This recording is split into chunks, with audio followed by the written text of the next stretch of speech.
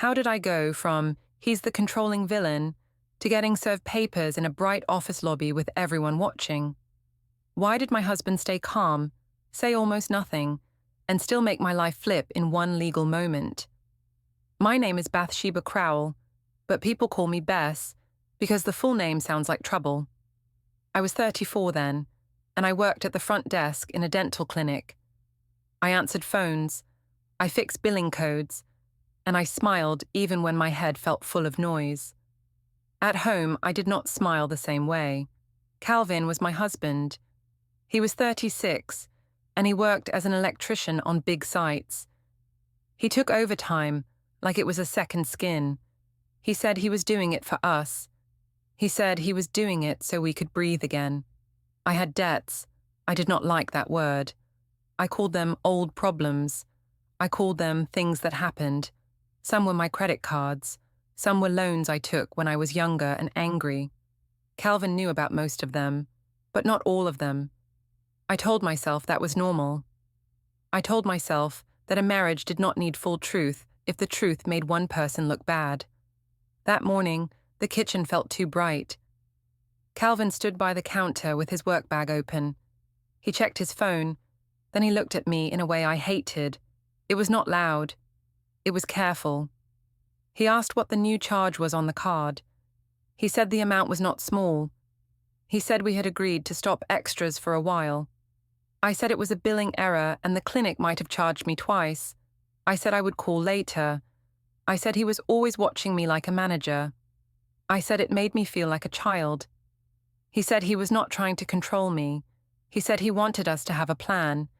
He said the kids needed stability. When he said the kids, I felt heat in my face. Lila was 8 and Noah was 4. They were in the living room, half awake, watching cartoons. They did not need to hear money talk. Calvin kept his voice low, but I still felt judged. I told him he cared more about numbers than feelings. I told him he worked so much because he did not want to be here. I said he liked being the hero who fixed everything, because it made me look like the problem. He did not shout. That was the thing that made me angry. He zipped his bag, drank his coffee, and kissed Noah on the head. He asked Lila if she packed her folder for school. He acted normal. It made me feel invisible. At the door, he paused and asked if I could please check the bills with him tonight. He said we could sit for 20 minutes and just look. I said I was tired of meetings in my own house. I said I already had a boss. I said he should go to work if work was what he loved. His face tightened for 1 second. Then it smoothed out again. He said okay and walked outside. From the kitchen window, I watched him in the driveway. He held his keys in one hand and his phone in the other. His phone made a small sound, a soft beep. The screen flashed something like a reminder. I caught a few words before he turned it. Meeting, personal. That was all. My stomach moved. A personal meeting? With who, I wanted to ask, but I also wanted to pretend I did not care. Caring would mean he had power. So I stayed in the kitchen and washed a mug that was already clean. When Calvin's truck pulled away, the house got quiet in a strange way. Quiet can feel like peace, but it can also feel like a test. I told myself I was a good wife with a hard life. I told myself Calvin did not understand me. I told myself that if he wanted me to be honest, he should have made honesty feel safe. At the clinic, the air smelled like mint and gloves. I put on my calm face and greeted patients by name. I moved through my day like I always did, fast and neat. But in the break area, my real voice came out. Cassidy Wu, my best friend from work, sat with her salad and her phone. She asked why I looked tense. I said Calvin was being weird again. I said he was acting like I was doing something wrong just because I bought a few things. Cassidy said men loved control. She said they called it budgeting, but it was control. She said I deserved fun. She said I worked too, and I was not a child. I liked how that sounded. I repeated it in my head like a good line. I told Cassidy that Calvin's overtime felt like abandonment.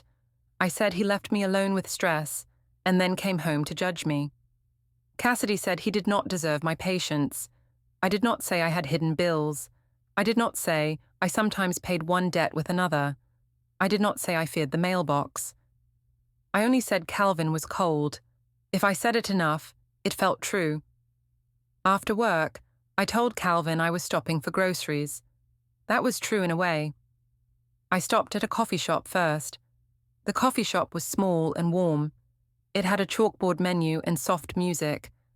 I told myself it was harmless. I told myself I needed a moment where no one asked me questions. Then I saw Evan cross. Evan was my ex. He was 35 and he still carried himself like he was the main character in every room. He wore a clean hoodie and a confident smile. He looked at me like I was the best part of his day. He asked how I was doing. He asked if I was still married. His voice sounded interested, not polite. I said I was married, but it was complicated. I said Calvin worked all the time. I said I felt lonely in my own home. I said I was tired of being treated like a problem to manage. Evan said Calvin did not know how to love me. He said I always needed warmth and attention. He said I deserved someone who chose me first. I should have ended it there. I should have said goodbye and bought my coffee and left. Instead, I felt seen. I felt lighter. I felt like my debts and my mistakes were not the main thing anymore. Evan asked if I wanted to talk again sometime. He said it could be just a friendly catch-up. He said he hated that I looked so stressed. I said maybe. I said I was busy, but I could try. I said Calvin would not care anyway. That last part was not true, but I needed it to be true. On the way home, I bought groceries I did not need, like proof that my lie was real. I walked into the house with bags and a sigh. I wanted Calvin to see effort when he returned. I wanted him to feel guilty for doubting me. That night, Calvin came home late. He looked tired. He washed his hands and asked about the kids. He asked if Lila did her reading. He asked if Noah ate well. He was present in the ways that counted, but I refused to count them. He placed a folder on the counter. It was plain, but I noticed the label. It said Utilities. He opened it and slid out a few papers. He did not wave them around. He did not threaten. He just organized them like a person building a wall. He asked if we could sit for a few minutes. He said we could look at what was due and what could wait. He said he did not want any surprises. I laughed, small and sharp. I said he sounded like my father. I said he was turning our marriage into a spreadsheet. I said he needed to relax before he scared the kids. He asked why I was so angry. He said he was only trying to help. I said I was angry because I felt watched. I said I could not breathe when he looked at me like that. I said if he loved me, he would trust me. He put the papers back into the folder. He closed it carefully. He said, okay. He said he would not push tonight. That calm, okay, made me feel unsafe, like the ground under me had moved. It felt like he was stepping back, and I did not know what that meant yet. Later, when he went to shower, I held my phone under the covers and stared at Evan's name. My thumb hovered. I told myself it was just talk. I told myself I needed someone who listened. I told myself Calvin forced my hand by being cold. I typed a message to Evan that I missed feeling chosen. Then I sent it, and my heart beat too fast. After that, I deleted the thread like it never happened. The next week felt like a secret I carried in my mouth. I still went to work, still smiled at patients, still told people my life was fine. But inside, I was waiting for the next moment with Evan, like it was a reward. On Tuesday, I left the clinic at lunch. I told Cassidy I needed to run an errand. She raised her eyebrows and asked if it was that kind of errand. I said it was nothing.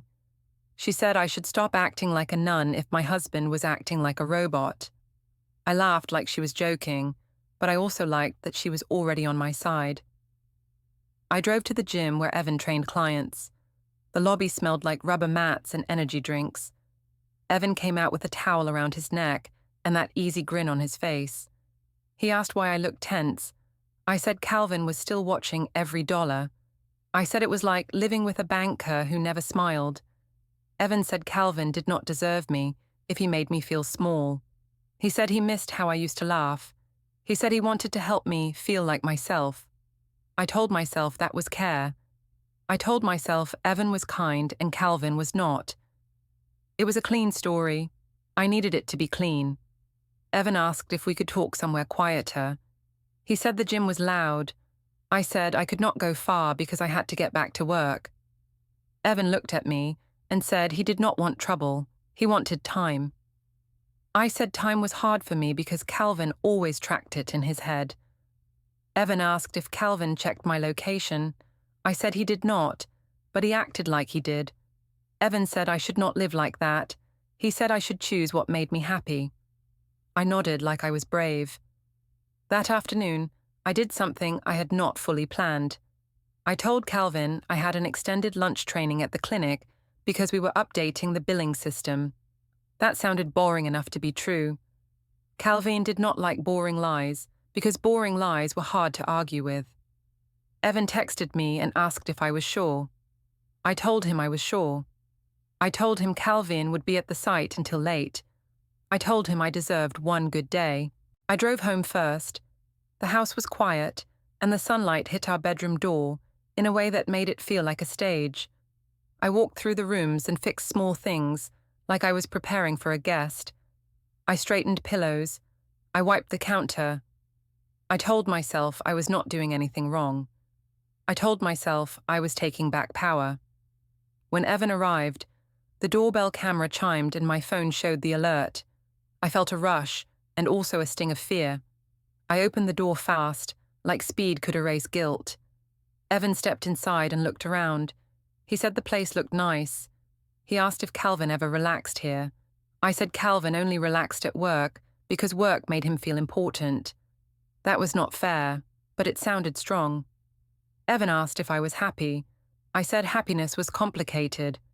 I said Calvin loved me in a practical way, like paying bills, but not in a real way. Evan said love was supposed to feel warm. He said I deserved warmth. I led Evan toward the hallway. I did not say the words out loud. I did not need to. I told myself it was just comfort. I told myself it was just two adults talking behind a closed door. I told myself my marriage bed was just furniture, and furniture did not belong to anyone. After Evan left, the house felt too quiet again, but now it was a dirty kind of quiet. I stood in the bathroom and stared at myself. My face looked normal. That made me angry. I wanted to look like someone who had suffered, like someone who had no choice. Instead, I just looked like me. I did laundry right away. I poured more detergent than I needed. The smell filled the hall. I scrubbed the sink. I wiped down doorknobs. I was cleaning like it could fix the story. I was also cleaning because I knew Calvin noticed details. He never accused me of anything without a reason. He would not shout, but he would remember. When Calvin came home, it was already dark. He washed his hands and asked how my day was. I said it was long. I said the training ran late. I said my manager kept adding more tasks. Calvin nodded and hung his jacket. Then he paused in the bedroom doorway. He did not stare at the bed. He stared at the air, like he was listening. He asked why the sheet smelled like fresh detergent. He said I normally did laundry on weekends. I said I spilled coffee and did not want stains. I said I was trying to be productive for once, and he should appreciate it instead of questioning me. I said I could not win with him. He looked at me for a few seconds, then looked away. He said he did appreciate clean sheets. He said he just wanted to understand the change. That calm answer annoyed me more than anger would have. If he got mad, I could call him abusive. If he stayed calm, I had to carry the weight alone. At dinner, he asked if we were still okay on groceries and gas. He asked because he had seen the account balance. I said he was tracking me again. I said he was obsessed. I said I felt suffocated. He said he was trying to keep us from falling behind. He said he picked up another Saturday shift. He said it would help with the debts. When he said debts, I felt my throat tighten. Those debts were mine, but they had become his punishment. I told myself that made him responsible for how I felt. I told myself if he did not want me to look elsewhere, he should have made home feel softer. Later, while Calvin helped Lila with her reading, I stood in the hallway and watched them. Lila sounded out words slowly. Calvin corrected her with patience. Noah sat on the rug and rolled a toy truck in a line. It looked like a normal family scene.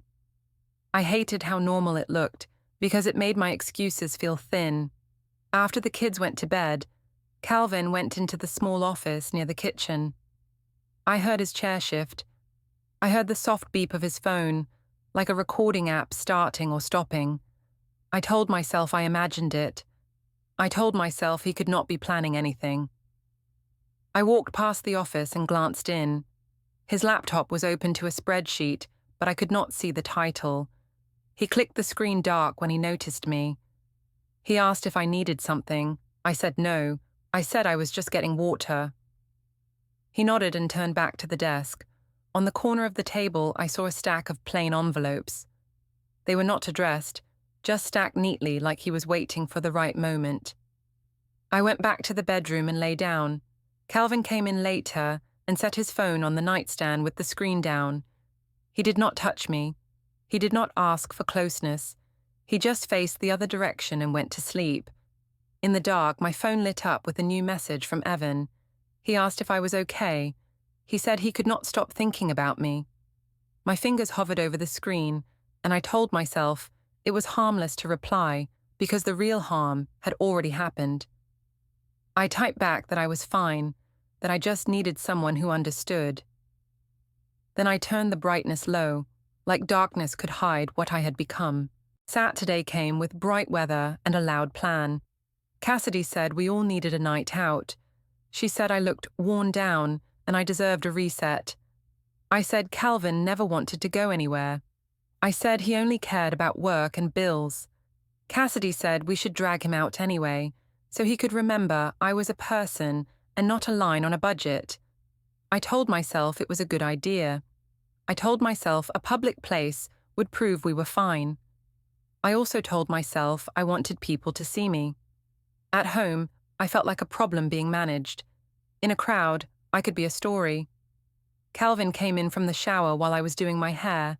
He looked at the dress I picked and asked where we were going. I said a rooftop bar downtown. I said Cassidy booked a table. He asked if it was expensive. I said it was one night, and he should not ruin it with math. He said he did not want to ruin it. He said he was tired, but he could go for an hour. On the drive, he kept both hands on the wheel. He did not play music. He looked ahead like he was already somewhere else. I wanted him to look at me. I wanted him to feel a little scared of losing me. Instead, he just drove. At the bar, the air smelled like perfume and fried food. The city lights looked like little lies. Cassidy waved us over to a high table with two other friends. Everyone stood close, and everyone talked fast. Cassidy asked Calvin how many hours he worked that week. Calvin said it was a lot. He said they were short-staffed. Cassidy laughed and said I was basically a work widow. Another friend said Calvin probably loved the job more than the marriage. I watched Calvin's face. He smiled once, small and polite. He did not joke back. That silence made the group push harder, like they wanted a reaction. I decided to help them. I did it like it was playful. I said Calvin was my personal debt sponsor. I said he did overtime, so my old mistakes could disappear. People laughed. Someone raised a glass and said Calvin deserved a medal. Calvin looked at me and asked me to stop joking about money. He said it was not funny. I said he was too sensitive. I said it was just a joke and he should loosen up. I said I was allowed to laugh because the debt was my stress, not his. He did not argue. He just stared at his drink for a moment and then looked out over the railing. That calm made me feel like I was speaking into a wall. So I tried again, louder. I said he acted like a hero, but he was never romantic. I said he paid bills like it was love. I said he did not even know how to touch my heart. People made sounds like sympathy. Cassidy squeezed my arm like I was brave. Calvin asked if we could talk about this at home. He said it was private. I said he always wanted privacy when he looked bad. I said I was tired of hiding my feelings to protect his image. I told myself I was telling the truth. I did not tell myself I was building a stage and making him the villain on it. Later, when the group shifted and new people joined, I saw Evan near the bar. My chest tightened. I did not expect him there. At least I told myself I did not expect him. He wore a clean jacket and that same confident face. He looked at me and nodded like we had a shared secret.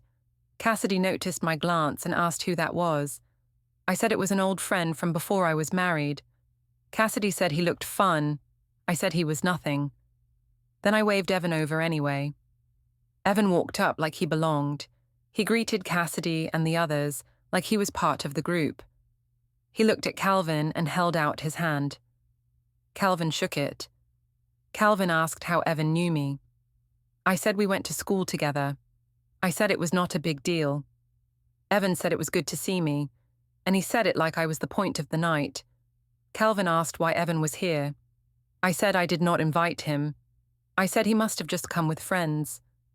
Evan smiled and said the city was small. Cassidy laughed and said fate was real. I watched Calvin's jaw tighten. It was not rage, it was control. He asked if Evan could give us space. He asked politely. Evan said he did not want to make things weird. He said he was just saying hello. I stepped in fast. I told Calvin he was being rude. I said he was embarrassing me. I said he always did this thing where he tried to own the room. Calvin looked at me like he did not recognize me. Evan stayed. He told a story about a fitness event. He asked me questions about work. He made me laugh in a way Calvin had not made me laugh in a long time. I could feel the contrast, and I enjoyed it. Calvin said he was going to get water. He walked away and did not come back for a while. Cassidy leaned close and said he looked jealous. She said jealous meant he cared. I said he should care more at home, not just when people watched. When Calvin returned, his face was calm again. He said he wanted to leave soon because he had work early. I said he always had work early.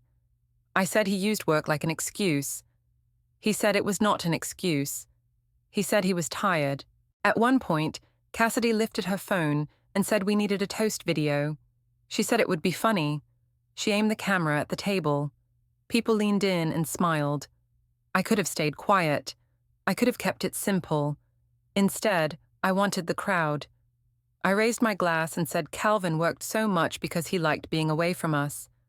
I said he paid my debts so he could feel superior. I said he acted like the victim, but I was the one living with a cold man. People laughed and cheered like I was telling a brave story. Calvin did not smile. He asked me why I was doing this. He said my words were not fair. I said he was trying to silence me again. I said if he did not want to be embarrassed, he should stop embarrassing me at home with his questions. Evan clapped lightly and said I deserved respect. Cassidy nodded hard. The group felt like a wall behind me. I felt powerful for a moment. On the way down in the elevator, Calvin stood a little apart. He did not hold my hand. He stared at the floor numbers lighting up. I told myself he was punishing me. I told myself his silence was a kind of control. In the car, I asked why he was acting like that. He said he did not want to fight while driving. He said he did not want the kids to see us angry later. I said I was not angry. I said I was honest.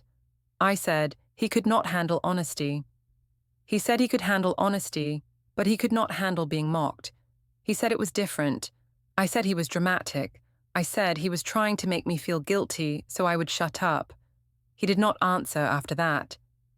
At home, he checked the kids, then went to the office and closed the door. I stood in the hallway and listened. I heard his phone beep once. I heard the soft click of a drawer. Then everything went quiet, like he had made a decision and locked it inside himself. In bed, my phone buzzed with a notification. Cassidy had already posted a short clip from the toast. My stomach dropped, but I still stared at it like it was proof I mattered. I told myself it was just a joke online, and Calvin would get over it. Then another notification came. Someone had tagged the location and added the video again, longer this time. Calvin's face was in the frame, looking down, saying nothing. In the comments, people called him weak, boring, and controlling all at once. I stared at the screen until my eyes hurt, and I still told myself I was the one being wronged. The video did not stay in one corner of the internet. It moved like smoke. On Monday, I walked into the clinic and felt eyes on me before anyone said a word. People smiled too hard. People asked if I had a fun weekend. They said it like they already knew the answer. Cassidy acted proud at first. She said the clip was iconic. She said everyone loved a woman who spoke her truth. I told her it was not a big deal. I said Calvin would get over it. I said he needed a wake-up call. But Calvin did not react the way I wanted. At home, he moved through rooms like a guest who paid rent. He made breakfast for the kids. He packed lunches. He wiped the counter. He did not argue with me about anything. He also did not look at me the way he used to. He looked through me, like I was a wall he had learned to walk around. One morning, while I tried to get Lila's hair into a neat ponytail, Calvin checked his phone and set it down fast. I saw a glimpse of a list on the screen, like a to-do app. It had short lines, neat and cold. I told myself it was a work list. I told myself I was imagining things, because guilt makes people paranoid. In the school pickup line that afternoon, I expected to feel normal. Instead, the line felt like a hallway of judgment. A few parents looked away quickly when they noticed me. One mom leaned close to another and whispered. I could not hear the words, but I could guess the tone. Then I saw Calvin's truck. He almost never did pick up, not on weekdays. He pulled in behind me, parked, and got out. He wore his work boots and a plain jacket. His face was calm, but his posture was firm, like he had a plan, and time did not scare him. I stepped out and asked what he was doing there. I said he was making a scene. He said the clinic called him because I was running late. He said the kids needed to be picked up on time. He said it was not a scene, it was parenting. I said I was not late, just delayed. I said the office got busy. He said okay, and he did not argue. He just walked toward the school gate like he had every right to be there. That was the part that made my stomach twist. It was not anger, it was certainty. When Lila and Noah came out, Lila's eyes went wide. She asked why Daddy was there. I said Daddy wanted to help today. Calvin asked her how her day was. Lila told him about a spelling quiz. Calvin praised her and said he was proud. Noah ran to him and grabbed his hand. I felt replaced in my own moment, and I hated how childish that sounded even in my head. At the playground across the street, Calvin let the kids play for 10 minutes. It was sunny and the swings squeaked. I stood with my arms crossed and tried to look relaxed. Calvin stood a few steps away, watching the kids instead of watching me. Lila climbed down from the slide and said she saw Evan at our house. She said Evan came in when Mommy was home. She said it like it was a normal fact, like saying the sky was blue. My skin went cold. I laughed too fast and said Evan was just a friend who stopped by. I said he helped Mommy feel better. I said Daddy did not mind. Calvin turned his head slowly toward me. He did not ask a question right away. He looked at Lila and told her to go play again. His voice stayed even. Then he looked back at me and asked when Evan was in our house. I said I could not believe he was listening to a child like it was evidence. I said Lila was confused. I said Calvin was twisting things because he wanted to punish me. Calvin said he was not punishing anyone. He said he wanted clarity. I said he was obsessed with control. I said it was not healthy. I said I felt watched all the time, even in the pickup line. Calvin said I was not being watched. He said people talked because we gave them something to talk about. That sentence hit me hard because it sounded like truth, and I did not want truth. I wanted a story where I was brave and misunderstood. At home, I tried to reset the mood with noise. I turned on music. I cooked dinner loud, banging pans like it was an accident. Calvin came in, checked the kids' homework folder, and set it back. He did not comment on the music. He did not comment on me. I noticed small changes. His mug moved to the far side of the counter. His toothbrush was no longer beside mine. A guest bed upstairs looked slightly disturbed one morning, like someone had slept there and smoothed the blanket after. I asked if he slept upstairs. He said he wanted better rest. He said he had early starts. He said it was nothing. I told him it was childish. I said he was trying to make me feel guilty. He said he was not trying to make me feel anything. He said he just needed peace. Peace. That word made me mad. Peace felt like he was leaving me emotionally while still standing in the house. I wanted him to fight because fighting would mean I still mattered. On Thursday, we went to his parents' house for dinner. Ruth and Hank Mercer lived 20 minutes away in a neat, quiet neighborhood. Their dining room always smelled like roast chicken and lemon cleaner. It was the kind of place where people spoke carefully because manners were a rule. Ruth greeted me politely. She asked how work was going. I said work was stressful. I said the clinic was short-staffed. I said Calvin's overtime was leaving me alone too much. Ruth nodded, but her eyes stayed on me longer than I liked. At the table, Hank asked how the debt plan was going. He said he knew Calvin was working extra. He said he hoped we were seeing progress. I said Hank did not understand what it was like to be married to someone who counted every dollar like a judge. I said Calvin used money to make me feel small. I said he acted like the hero, but he treated me like a risk. Hank looked surprised. Ruth went very still. Calvin took a sip of water, then set the glass down carefully. Calvin said he was not a hero. He said he just paid what was due. He said he did not want interest to grow. He said he wanted the kids to have a stable home. I said there he went again, hiding behind the kids. I said he used them as a shield, so nobody could criticize him. Ruth asked, calmly, if Evan had been in our home.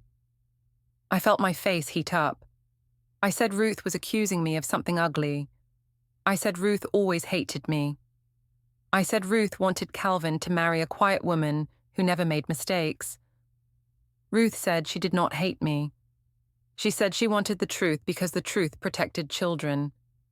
Hank asked what that meant. I said it meant they were all ganging up on me. Calvin looked at his plate and did not defend me.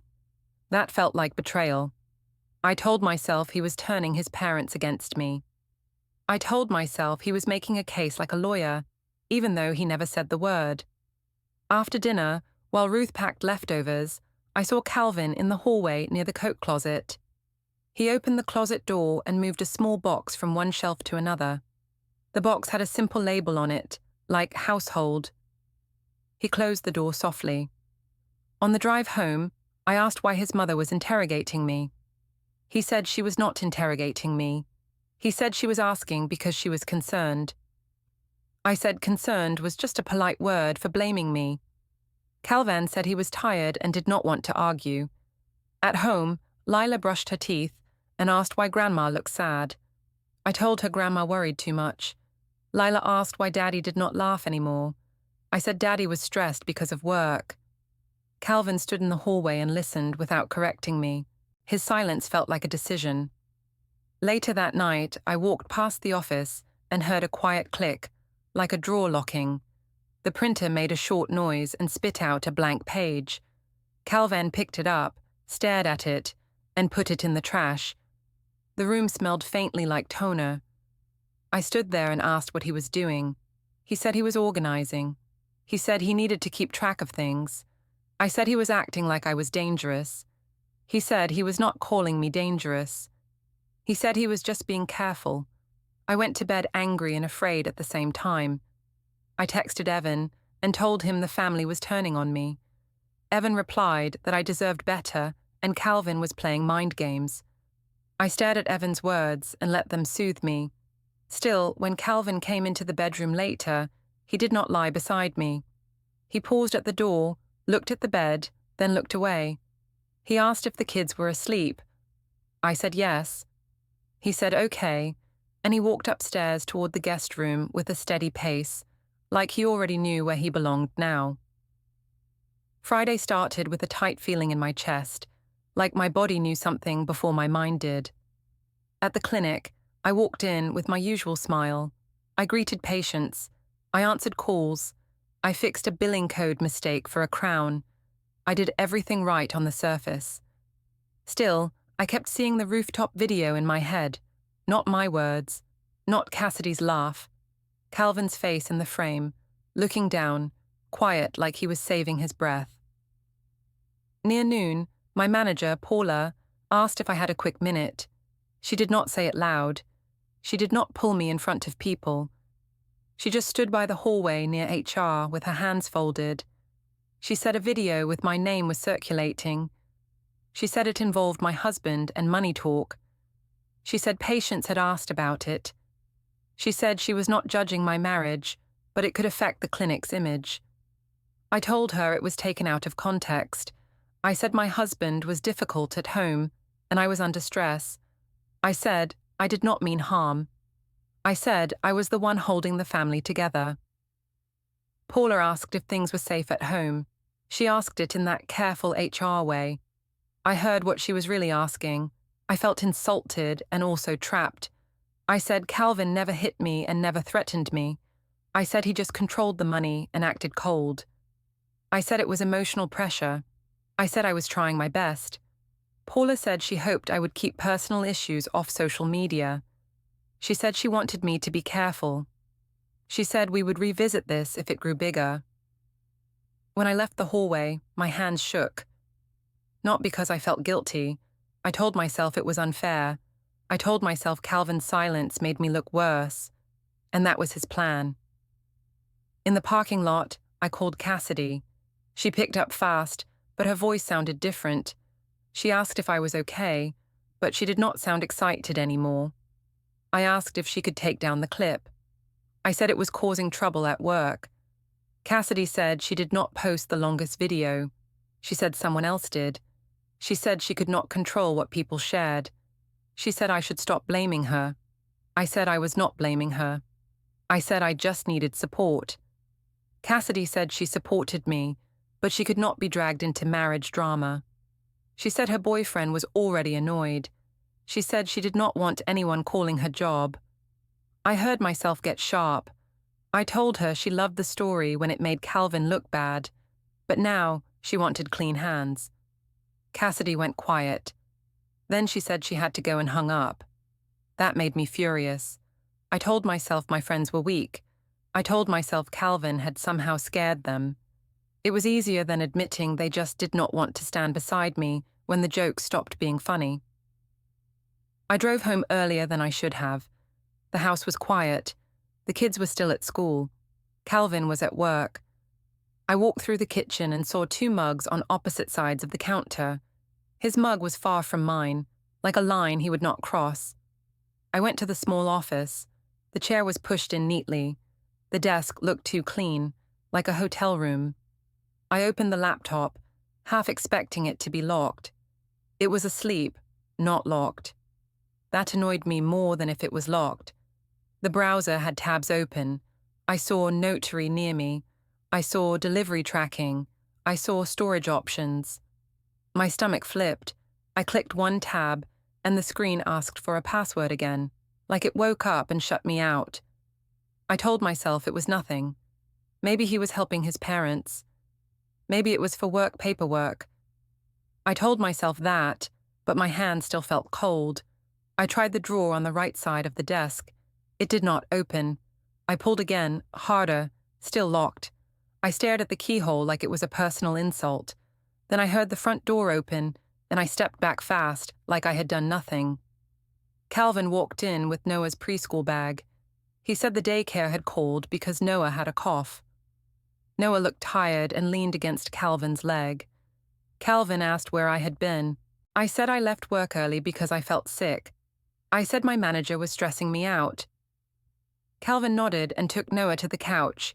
He asked if I could make tea. His voice was calm. It made me feel like he was acting, like he was playing the good father on purpose. While the kettle warmed, My phone buzzed. It was Sienna in our sister chat. She asked if I saw the new comments.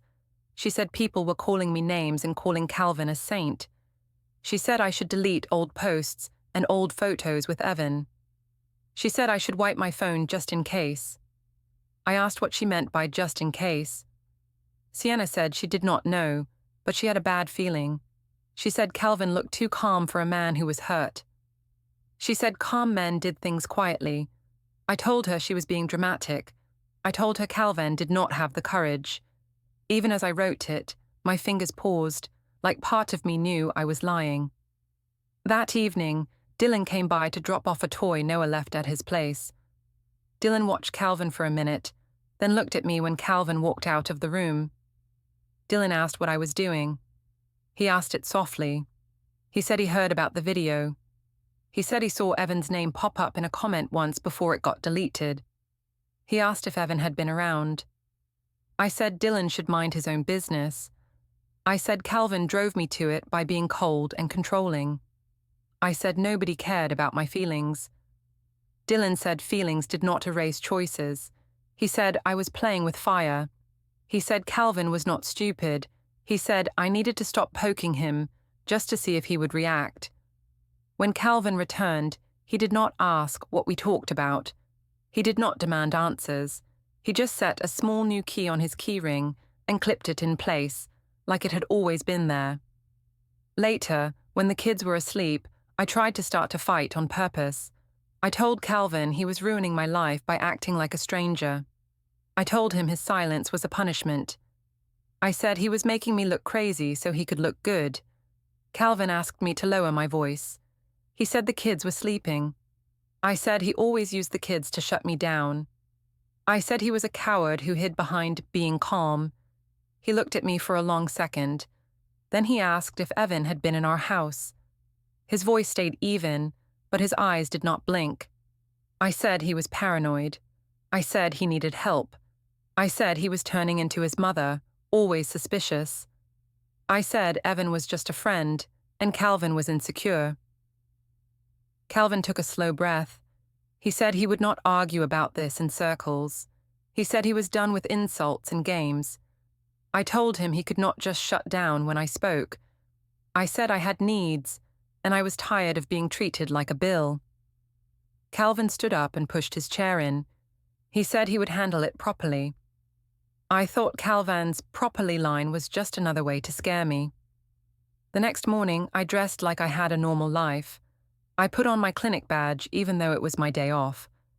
I told myself it helped me look respectable.